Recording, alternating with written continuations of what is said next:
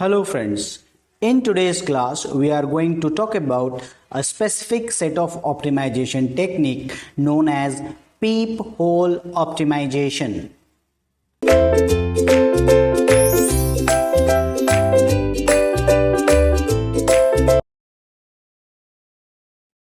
Welcome again, and the next optimization technique is called code motion. And this code motion technique talks about loops. And the reason being loops are very important for optimization is because the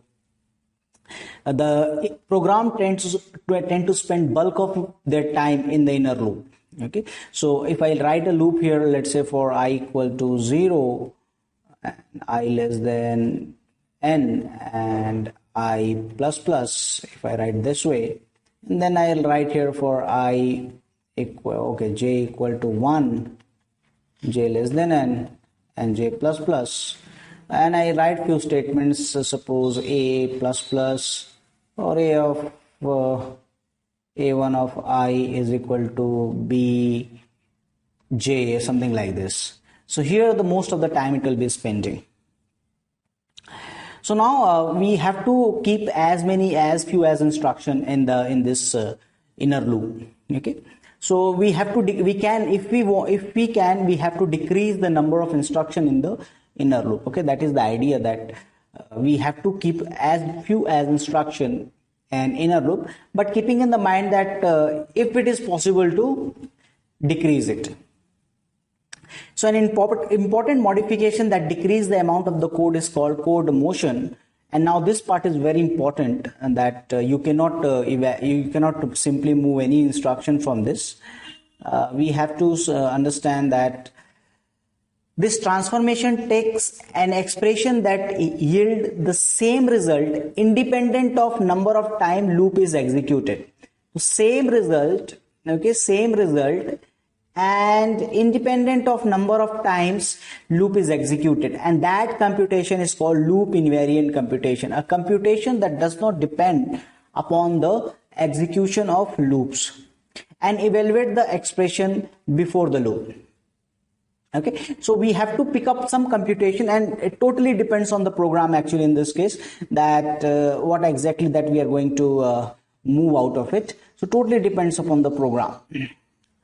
So we have to find any computation that does not depend upon the loop, and that is loop invariant computation. Okay, so that is something that does not depend as many as time loop is executing. Same result. Expression will the same result.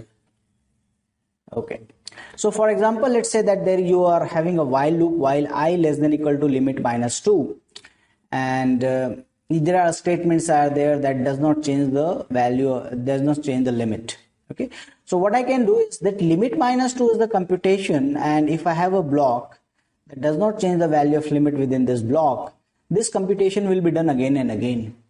So rather than doing many times, I can take a temporary variable and I say limit minus 2, and I can simply write the value while I less than equal to t. Okay, so that way what I can do is this computation time for this expression will be greatly reduced. Okay, so this expression computation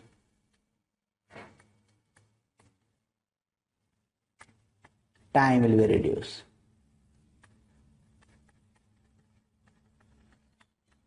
Okay, so that technique, taking a part of the code and putting it outside, that is basically called the code motion. Now we can define this thing, that we can take a simple part of the code, taking part